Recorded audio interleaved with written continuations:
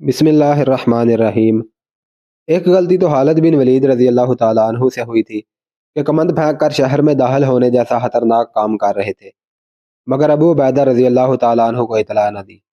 हालांकि वो खालिद बिन वलीद रजी अल्लाह ताला अन्हु के कायम मकाम सालार थे। खालिद बिन वलीद रजी अल्लाह ताला अन्हु ने उन सालारों में से भी किसी को न बताया जो शहर के दूसरे दरवाजों के सामने अपने दस्तों के साथ मौजूद थे। उसके बाद गलती अबू उबैदा रजी अल्लाह ताला अन्हु की थी, जिन्होंने वो फैसला किया जो सिर्फ सालार आला को करना चाहिए था। खालिद बिन वलीद रजी अल्लाह ताला अन्हु और अबू उबैदा के दरमियान ये झगड़ा उनकी अना का मसला बनकर कोई नागवार सूरत इख्तियार कर सकता था। लेकिन यह उस दौर का वाक़या है जहाँ मुसलमान आपस के किसी झगड़े को ज़ाती मसला नहीं बनाया करते थे और उनके हाकिम अपने आप को आजकल के हाकिमों की तरह नहीं समझा करते थे। खालिद बिन वलीद रजी अल्लाह ताला अन्हु ने दूसरे सालारों को बुलाया। उस वक़्त तक दूसरे दस्ते भी शहर में आ चुके थे। सालार जब खालिद बिन वलीद रजी अल्लाह ताला अन्हु के पास आए तो खालिद बिन वलीद रजी अल्लाह ताला अन्हु ने अपना और अबू उबैदा रजी अल्लाह ताला अन्हु का झगड़ा उनके आगे रख दिया। इब्ने वलीद सालारों ने आपस में बहस व मुबाहसा करके खालिद बिन वलीद रजी अल्लाह ताला अन्हु से कहा, अबू उबैदा रजी अल्लाह ताला अन्हु को ऐसा नहीं करना चाहिए था, लेकिन वो जो फैसला कर चुके हैं हमें उसी पर अमल करना चाहिए, वरना ये खबर दूर दूर तक फैल जाएगी कि मुसलमान धोखेबाज हैं, सुलह और आम माफ़ी का वादा करते हैं, फिर लूट मार और कत्ले आम करते हैं। इब्ने वलीद सलार शुराहबील बिन हसना ने कहा, हमने पहले देखा है कि बाज़ शहर हमें मुज़ाहमत के बगैर मिल गए हैं। उसकी वजह यह थी कि उन शहरों में हमारी वहाँ आमद से आगे आगे ये खबर मशहूर हो गई थी कि मुसलमानों की शर्तें सख्त नहीं होती और अपनी शर्तों पर कायम रहते हैं और रहम दिली से हर किसी के साथ पेश आते हैं। इब्ने वलीद, हमें उस रिवायत को बरकरार रखना चाहिए, वरना फिर हमें कोई शहर आसानी से नहीं मिलेगा। खुदा की कसम, खालिद बिन वलीद रजी अल्लाह ताला अन्हु ने गुस्से को दबाते हुए कहा, तुम सब ने मुझे मजबूर कर दिया है। रूमी सालार तूमा और हरबेस ज़रा दूर खड़े अपने किस्मत के फैसले का इंतज़ार कर रहे थे। खालिद बिन वलीद रजी अल्लाह ताला अन्हु ने उनकी तरफ देखा तो गुस्सा फिर तेज़ हो गया। मैं तुम सब का फैसला कबूल करता हूँ, खालिद बिन वलीद रजी अल्लाह ताला अन्हु ने कहा, लेकिन इन दोनों रूमी सालारों को नहीं छोड़ूंगा। मैं उन्हें जिंदा रहने का हक नहीं दे सकता। तुझ पर अल्लाह की रहमत हो वलीद के बेटे। अबू उबैदा रजी अल्लाह ताला अन्हु ने कहा, उन्हीं दोनों के साथ तो मेरा मुआहदा हुआ है और इन्हीं को मैंने हिफाजत की ज़मानत दी है। मेरे फैसले को तूने कबूल कर ही लिया है तो इन दोनों को भी जाने दे। तेरे अहद ने उन्हें मेरे हाथ से बचा लिया है।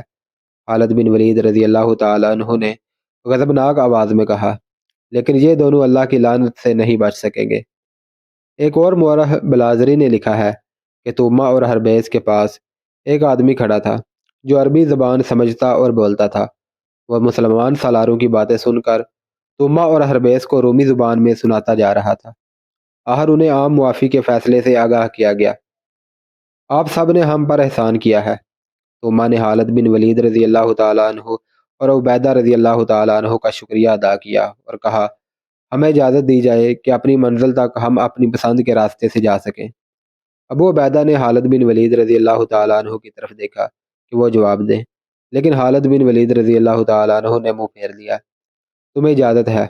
अबू उबैदा रजी अल्लाह ताला अन्हु ने तुमा को जवाब दिया, जिस रास्ते पर चाहो जा सकते हो, लेकिन ये भी सुन लो, तुम जहाँ रुकोगे या जहाँ क़याम करोगे, अगर हमने उस जगह पर कब्ज़ा कर लिया तो हमसे अपनी हिफाजत की तवक्को मत करना। तुम्हारे साथ जो मुआहदा किया जा रहा है ये सिर्फ उस मुकाम तक है जहाँ तुम जा रहे हो, ये दोस्ती का मुआहदा नहीं। अगर मुआहदा आर्जी है तो मेरी एक दरख्वास्त तो है। तुमा ने कहा, हमें 3 दिनों की मोहलत दी जाए कि हम अपनी मंजिल तक पहुँच जाएं। 3 दिनों बाद हम मुआहदे को ख़त्म समझेंगे, फिर हम तुम्हारे साथ जो सलूक करना चाहेंगे करेंगे। खालिद बिन वलीद रजी अल्लाह ताला अन्हु गरज कर बोले, आप हमें कत्ल कर सकते हैं। तुमा ने कहा, हमें पकड़ कर अपना गुलाम बना सकते हैं, ये भी मंजूर है। खालिद बिन वलीद रजी अल्लाह ताला अन्हु ने कहा, 3 दिनों में ही कहीं गायब हो जाना, वहां तक चले जाने की कोशिश करना जहां तक मैं ना पहुंच सकूं। अब एक शर्त मेरी भी सुन लो, तुम अपने साथ चंद दिनों के खाने पीने का सामान ले जा सकोगे, इससे ज़्यादा तुम कुछ नहीं ले जा सकोगे। कोई आदमी हथियार लेकर नहीं जाएगा। नहीं अबू सुलेमान। अबू उबैदा रजी अल्लाह ताला अन्हु ने खालिद बिन वलीद रजी अल्लाह ताला अन्हु से कहा, تیری یہ شرائط اس معاہدے کے خلاف ہیں جو میں نے ان کے ساتھ کیا ہے۔ یہ اپنا مال و اسباب اور جو کچھ یہ لے جا سکتے ہیں لے جائیں، میں انہیں یہ حق دے چکا ہوں۔ خالد بن ولید رضی اللہ تعالیٰ عنہ نے گزشتہ رات کو اپنے آپ کو زندگی کے سب سے بڑے خطرے میں ڈالا تھا کہ دیوار پر کمند پھینک کر اوپر چلے گئے تھے۔ اب ابو عبیدہ رضی اللہ تعالیٰ عنہ نے خالد بن ولید رضی اللہ تعالیٰ عنہ کو ایک اور بڑے ہی سخت امتحان میں ڈال دیا تھا۔ خالد بن ولید رضی اللہ تعالیٰ عنہ رومیوں پر اپنی کوئی نہ کوئی شرط عائد کرنا چاہتے تھے، مگر ابو عبیدہ رضی اللہ تعالیٰ عنہ ان کی ہر شرط کو یہ کہہ کر رد کر دیتے تھے کہ توما کے ساتھ وہ کچھ اور معاہدہ کر چکے ہیں۔ خالد بن ولید رضی اللہ تعالیٰ عنہ کو بار بار اپنے غصے کو دبانا پڑتا تھا۔ یہ کام بہت مشکل تھا۔ لے جائیں، خالد بن ولید رضی اللہ تعالیٰ عنہ نے کہا، یہ جو کچھ اٹھا سکتے ہیں لے جائیں، لیکن ان میں کوئی بھی ہتھیار اپنے ساتھ نہیں لے جائے گا۔ ہم پر یہ ظلم نہ کریں، توما نے کہا، ہم لمبے سفر پر جا رہے ہیں، راستے میں کوئی اور دشمن ہم پر حملہ کر سکتا ہے، ہمیں نہتہ دیکھ کر ڈاکو ہی ہمیں لوٹ لیں گے۔ اگر آپ ہمیں نہتہ یہاں سے نکالنا چاہتے ہیں تو ہمیں یہیں رہنے دیں اور ہمارے ساتھ جیسا سلوک چاہے کریں۔ ایک طرف آپ کی نیکیاں اتنی ہیں کہ ان کا شمار نہیں، مگر آپ کا یہ حکم ہمارے قتل کے برابر ہے کہ ہم نہتے جائیں۔ خالد بن ولید رضی اللہ تعالیٰ عنہ کچھ دیر توما کے منہ کی طرف دیکھتے رہے۔ ان کا چہرہ بتا رہا تھا کہ وہ اپنے اوپر جبر کر رہے ہیں۔ اے رومی سالار، خالد بن ولید رضی اللہ تعالیٰ عنہ نے کہا، تو خوش قسمت ہے کہ صلح کے لیے تو میرے پاس نہیں آ گیا تھا۔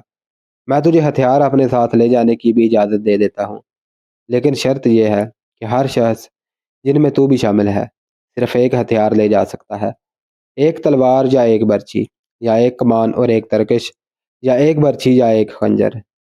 اس کے بعد معاہدہ لکھا گیا جس کے الفاظ یہ تھے، بسم اللہ الرحمن الرحیم، سالار اعلیٰ عساکر مدینہ خالد بن ولید رضی اللہ تعالیٰ عنہ کی طرف سے دمشق کے باشندگان کے ساتھ یہ معاہدہ ہوا ہے۔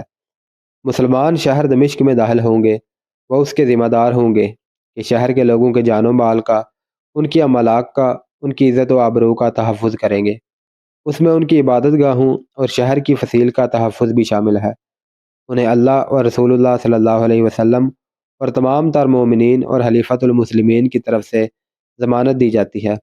ان کے ساتھ مسلمان رحم دلی اور ہمدردی کا سلوک اس وقت تک جاری رکھیں گے جب تک اہل دمشق جزیہ دیتے رہیں گے۔ جزیہ کی رقم 1 دینار فی کس مقرر ہوئی اور کچھ مقدار اناج وغیرہ کی مقرر ہوئی جو اہل دمشق نے مسلمانوں کو دینی تھی۔ وہ منظر مسلمانوں کے لیے بڑا ہی تکلیف دہ تھا جب رومی فوج دمشق سے روانہ ہوئی۔ جو شہری دمشق میں نہیں رہنا چاہتے تھے وہ فوج کے ساتھ جا رہے تھے۔ ان کی فوج نے شہریوں کو اپنے حصار میں لے رکھا تھا جیسے مسلمان ان پر ٹوٹ پڑیں گے۔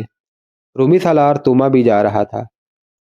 اس کی اس آنکھ پر پٹی بندھی ہوئی تھی جس میں تیر کا ٹکڑا ابھی تک موجود تھا۔ اس کے ساتھ اس کی بیوی تھی جو شہنشاہ روم ہرقل کی بیٹی تھی۔ اس وقت کی وہ بہت ہی حسین اور جوان عورت تھی۔ شاہی مال و اسباب بے شمار گھوڑا گاڑیوں میں جا رہا تھا، ظاہر ہے ان گاڑیوں میں خزانہ بھی جا رہا تھا۔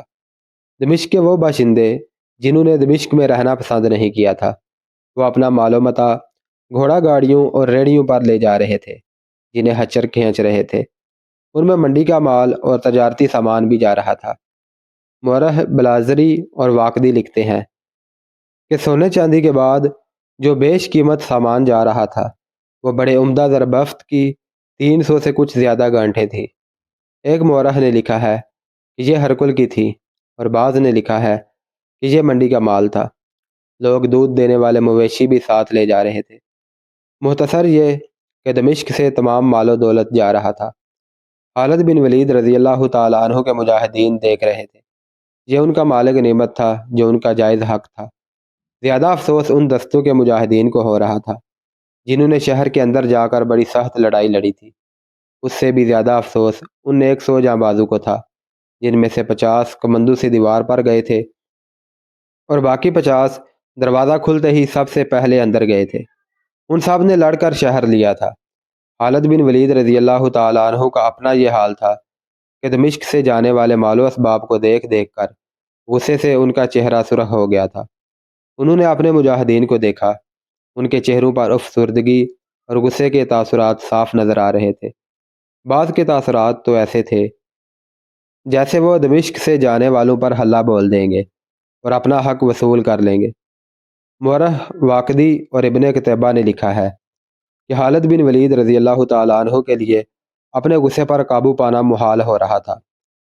آخر انہوں نے دونوں ہاتھ آگے اور کچھ اوپر کر کے آسمان کی طرف دیکھا اور ذرا اونچی آواز میں کہا، یا اللہ، یہ سامان تو تیرے مجاہدین کا تھا، یہ انہیں دے دے۔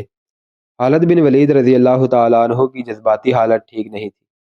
سالار محترم، خالد بن ولید رضی اللہ تعالیٰ عنہ کو اپنے قریب ایک آواز سنائی دی، آپ کو دمشق مبارک ہو۔ خالد بن ولید رضی اللہ تعالیٰ عنہ نے ادھر دیکھا، وہ یونس ابن مرکز تھا۔ اسے دیکھ کر خالد بن ولید رضی اللہ تعالیٰ عنہ کو یاد آیا کہ اس شخص نے اس لڑکی کی خاطر دمشق فتح کروا دیا تھا جس کے ساتھ اس کی شادی ہو چکی تھی، لیکن لڑکی کے ماں باپ اسے یونس ابن مرکز کے ساتھ نہیں بھیج رہے تھے۔ ابن مرکز خالد بن ولید رضی اللہ تعالیٰ عنہ نے کہا، دمشق تجھے مبارک ہو، یہ کارنامہ تیرا ہے، تو نہ ہوتا تو ہم اس شہر میں داخل نہیں ہو سکتے تھے، لیکن میں نے جسے حاصل کرنے کے لیے اپنے آپ کو خطرے میں ڈالا اور یہاں کی بادشاہی ختم کرا دی ہے، وہ مجھے نہیں ملی۔ کیا اس کے ماں باپ یہی ہیں؟ خالد بن ولید رضی اللہ تعالیٰ عنہ نے پوچھا۔ وہ چلے گئے ہیں، یونس ابن مرکز نے جواب دیا۔ میں لڑکی سے ملا تھا، اسے کہا کہ وہ ماں باپ کو بتائے بغیر میرے ساتھ آ جائے۔ میری محبت اس کی روح میں اتری ہوئی ہے۔ وہ فوراً تیار ہو گئی، لیکن کہنے لگی کہ مسلمان آ گئے ہیں، یہ مجھے اپنے ساتھ لے جائیں گے، پھر تم کیا کرو گے؟ میں نے اسے کہا کہ میں بھی مسلمان ہوں، تم اب محفوظ ہو۔ اس نے حیران ہو کر پوچھا کہ تم نے یہ کیوں کہا ہے کہ تم بھی مسلمان ہو؟ میں نے اسے بتایا کہ میں مسلمان ہو چکا ہوں۔ اتنا سننا تھا کہ وہ بالکل ہی بدل گئی، کہنے لگی کہ اپنے مذہب میں واپس آ جاؤ۔ میں نے اسلام کی خوبیاں بیان کی تو اس نے کہا، اگر تم اپنے مذہب میں واپس نہیں آؤ گے تو میری محبت نفرت میں بدل جائے گی۔ میں نے کہا کہ محبت مذہب کو نہیں دیکھا کرتی۔ میں نے یہ بھی کہا کہ میں اب مسلمان ہی رہوں گا۔ اس نے کہا، میں قسم کھاتی ہوں کہ آج کے بعد تمہاری شکل دیکھنا بھی گوارا نہیں کروں گی۔ میں دمشق سے جا رہی ہوں، اور وہ چلی گئی۔ کیا تم بھی اس کی محبت کو نفرت میں نہیں بدل سکتے؟ خالد بن ولید رضی اللہ تعالیٰ عنہ نے پوچھا۔ نہیں محترم سالار، یونس ابن مرکز نے کہا، میری محبت ایسی نہیں، یہ لڑکی مجھے نہ ملی تو شاید میں پاگل ہو جاؤں۔ میں نے آپ کو یہ شہر دیا ہے، کیا آپ مجھے ایک لڑکی نہیں دلا سکتے؟ وہ میری بیوی ہے۔ میں نے آپ کے ساتھ وعدہ کیا تھا، آپ چاہیں تو اپنا ایک دستہ بھیج کر لڑکی کو زبردستی لا سکتے ہیں۔ آپ فاتح ہیں۔ ابن مرکز خالد بن ولید رضی اللہ تعالیٰ عنہ نے کہا، معاہدہ ہو چکا ہے، ہم جانے والوں کا ایک بال بھی ان سے زبردستی نہیں لے سکتے۔ مورخ بلازری نے لکھا ہے کہ یونس ابن مرکز عقل اور ذہانت کے اعتبار سے کوئی معمولی آدمی نہیں تھا۔ خالد بن ولید رضی اللہ تعالیٰ عنہ اس سے متاثر تھے اور اس کے احسان مند بھی تھے۔ دمشق کی فتح اس یونانی جوان کے بغیر ناممکن نہیں تو بے حد مشکل ضرور تھی۔ خالد بن ولید رضی اللہ تعالیٰ عنہ کو یہ شخص اسی لیے بھی اچھا لگتا تھا کہ اس نے اسلام قبول کر لیا تھا، اور جس لڑکی کی محبت اسے پاگل کیے ہوئے تھی، اس کے کہنے پر بھی اس نے اسلام ترک نہیں کیا تھا۔ میں نے سنا ہے، یونس ابن مرکز نے کہا، کہ آپ نے دمشق سے جانے والوں کو 3 دنوں کے لیے تحفظ کا وعدہ کیا ہے۔ کیا ان 3 دنوں کے دوران آپ ان لوگوں کا تعاقب کر کے ان پر حملہ نہیں کر سکتے؟ نہیں ابن مرکز، خالد بن ولید رضی اللہ تعالیٰ عنہ نے کہا، یہ معاہدے کے خلاف ہے۔ 3 روز گزر جانے کے بعد تو آپ ان پر حملہ کر سکتے ہیں، یونس ابن مرکز نے کہا۔ 3 دنوں میں تو یہ بہت دور پہنچ چکے ہوں گے، خالد بن ولید رضی اللہ تعالیٰ عنہ نے کہا۔ یہ قافلہ بہت تیز جائے گا، کیونکہ اس کے پاس خزانہ ہے اور بہت قیمتی مال بھی ہے۔ راستے میں رومیوں کے قلعے آتے ہیں، وہ کسی بھی قلعے میں جا پناہ لیں گے۔ میں کسی قلعے پر اتنی جلدی حملہ نہیں کر سکوں گا۔ اے اسلام کے عظیم سالار، یونس ابن مرکز نے کہا، یہ اس راستے پر نہیں جا رہے جس راستے پر قلعے آتے ہیں، میں ان قلعوں سے واقف ہوں۔ بلبل، ہمس اور طرابلس، یہ قافلہ انطاکیہ جا رہا ہے۔ میں جانتا ہوں قافلے کے ساتھ سالار توما ہے، وہ اپنی فوج اور شہریوں کو انطاکیہ لے جا رہا ہے، جہاں اس کا سسر شہنشاہ ہرقل رہ رہا ہے۔ میں تمام علاقے سے واقف ہوں۔ انطاکیہ تک پہنچنے کے لیے 3 سے بہت زیادہ دن سفر کرنا پڑتا ہے۔ میں آپ کو ایسی طرف سے لے جا سکتا ہوں جو کوئی راستہ نہیں۔ آپ کے گھوڑ سوار تیز ہوں تو میں چوتھے دن کی صبح تک انہیں قافلے تک پہنچا سکتا ہوں۔ خالد بن ولید رضی اللہ تعالیٰ عنہ نے یہ سنا تو ان کی آنکھیں چمک اٹھی۔ یہی تو وہ چاہتے تھے۔ ان کا ارادہ یہی تھا کہ مجاہدین کو مال غنیمت ضرور دلائیں گے۔ انہیں دمشق والوں پر غصہ تھا جو دمشق سے اپنا مال و متاع لے کر چلے گئے تھے۔ میں آپ کی رہنمائی کروں گا، یونس ابن مرکز نے کہا۔ میں آپ سے کچھ نہیں لوں گا، مجھے صرف میری بیوی دلا دینا۔ چوتھے دن کی صبح طلوع ہوئی تو تہمہ کا قافلہ انطاکیہ سے ابھی بہت دور تھا۔ تہمہ کو شکست کا افسوس تو تھا ہی، لیکن وہ خوش تھا کہ اس کی چال کامیاب رہی تھی اور وہ دمشق کے لوگوں کو قیمتی اشیاء سمیت اپنے ساتھ لے جا رہا تھا۔ اس روز قافلہ ایک پہاڑی سلسلے میں پڑاؤ کیے ہوئے تھا اور کچھ دیر میں چلنے کو تھا۔ اچانک کسی طرف سے ہزاروں گھوڑ سوار آندھی کی طرح آئے اور رومیوں پر ٹوٹ پڑے۔ اس سے ذرا ہی پہلے رومیوں پر ایک اور قہر ٹوٹا تھا۔ یہ بڑی تیز بارش تھی، گھٹائیں پھٹ پڑی تھی۔ اس رومی قافلے کے لیے کوئی پناہ نہیں تھی۔ یہ بارش آسمانی آفت تھی اور اس آفت میں رومی فوج اور دمشق کے باشندوں پر ایک اور آفت ہزاروں گھوڑ سواروں کی شکل میں ٹوٹی۔ اس وقت تک قافلے والے ادھر ادھر بکھر گئے تھے۔ وہ اپنے سامان کو گھسیٹتے پھر رہے تھے۔ زربفت کی 300 سے زائد گانٹھیں جو بڑے بڑے بنڈلوں کی مانند تھی ہر طرف بکھری پڑی تھی۔ بعض گانٹھیں کھل گئی تھی اور کپڑا کھل کر بکھر گیا تھا۔ زربفت کا کپڑا اتنا زیادہ بکھرا کہ اس جگہ کا نام مرج الدباج یعنی ریشم کا حیابان پڑ گیا۔ یہاں جو مارکا لڑا گیا اسے تمام مورخوں نے مارکا مرج الدباج لکھا ہے۔ یہ گھوڑ سوار جنہوں نے رومیوں اور دمشق والوں کے قافلے پر حملہ کیا تھا ان کی تعداد 1000 تھی اور یہ خالد بن ولید رضی اللہ تعالیٰ عنہ کے بھیجے ہوئے سوار تھے۔ اس حملے کی تفصیلات یوں ہیں کہ یونس ابن مرکز نے جب خالد بن ولید رضی اللہ تعالیٰ عنہ کو بتایا کہ وہ انہیں ایک چھوٹے راستے سے رومیوں تک پہنچا سکتا ہے تو خالد بن ولید رضی اللہ تعالیٰ عنہ کو روشنی نظر آئی۔ یونس ابن مرکز خالد بن ولید رضی اللہ تعالیٰ عنہ کو اس لیے تعاقب اور حملے کے لیے اکسا رہا تھا کہ وہ اپنی بیوی کو پکڑ کر اپنے ساتھ لانا چاہتا تھا، لیکن خالد بن ولید رضی اللہ تعالیٰ عنہ کچھ اور سوچ رہے تھے۔ انہوں نے اپنی فوج کی مایوسی دیکھی تھی۔ دشمن مال غنیمت اپنے ساتھ لے جا رہا تھا۔ خالد بن ولید رضی اللہ تعالیٰ عنہ پر پابندی یہ عائد ہو گئی تھی کہ رومیوں کو 3 دنوں کی مہلت دی گئی تھی۔ اس دوران مسلمان ان پر حملہ نہیں کر سکتے تھے۔ 3 دنوں میں رومیوں کو کسی نہ کسی پناہ میں پہنچ جانا تھا، لیکن یونس ابن مرکز کہتا تھا کہ قافلہ انطاکیہ جا رہا ہے اور یونس اسے راستے میں پکڑوا سکتا ہے۔ خالد بن ولید رضی اللہ تعالیٰ عنہ کا غصہ اور تعصب پریشان کر رہا تھا۔ دشمن مائے مال غنیمت کے ابو عبیدہ رضی اللہ تعالیٰ عنہ کی غلطی یا غلط فہمی سے ہاتھ سے نکل گیا تھا۔ یونس کی یقین دہانی پر خالد بن ولید رضی اللہ تعالیٰ عنہ نے حملے کا پلان تیار کر لیا۔ اس پلان کے مطابق خالد بن ولید رضی اللہ تعالیٰ عنہ نے وہ سوار دستہ ساتھ لیا جو انہوں نے گھوم پھر کر لڑنے کے لیے تیار کیا تھا۔ اسے تلیہ کہتے ہیں۔ یہ 4000 منتخب سواروں کا دستہ تھا۔ یہ سب شاہ سوار اور جانباز تھے۔ اس دستے کا گائیڈ یونس ابن مرکز تھا۔ وہ خوش تھا کہ خالد بن ولید رضی اللہ تعالیٰ عنہ اسے اس کی بیوی دلانے کے لیے اتنا بڑا جنگی اہتمام کر رہے ہیں، لیکن خالد بن ولید رضی اللہ تعالیٰ عنہ کے سامنے کچھ اور مسئلہ تھا جو اوپر بیان کیا گیا ہے۔ خالد بن ولید رضی اللہ تعالیٰ عنہ نے اس دستے کو 4 حصوں میں تقسیم کیا اور روانہ ہو گئے۔ ان کی رفتار بہت تیز تھی۔ خالد بن ولید رضی اللہ تعالیٰ عنہ نے ہر حصے کے سالار کو اور سواروں کو بھی بتا دیا تھا کہ جس قافلے پر حملہ کرنے جا رہے ہیں اسے صرف قافلہ نہ سمجھے، وہ سب مسلح ہیں اور ان کے پاس گھوڑے بھی ہیں اور وہ رومی ہیں جو جان کی بازی لگا کر لڑنا جانتے ہیں، اور وہ پسپا بھی ہوتے ہیں تو منظم طریقے سے پیچھے ہٹتے ہیں، بھاگتے نہیں۔ چوتھے دن رومی فوج اور دمشق کے باشندوں کا یہ قافلہ انطاکیہ سے ابھی کچھ دور تھا کہ موسلا دھار بارش نے اسے بکھیر دیا۔ جو ہی بارش ختم ہوئی 1000 گھوڑ سواروں نے ان پر حملہ کر دیا۔ رومی یہ دیکھ کر حیران رہ گئے کہ ان سواروں کے آگے درار بن ازور رضی اللہ تعالیٰ عنہ تھے، جنہوں نے حسب معمول سر پر ہود بھی نہیں رکھی تھی اور قمیض بھی اتاری ہوئی تھی، اور وہ کمر تک برہنہ تھے۔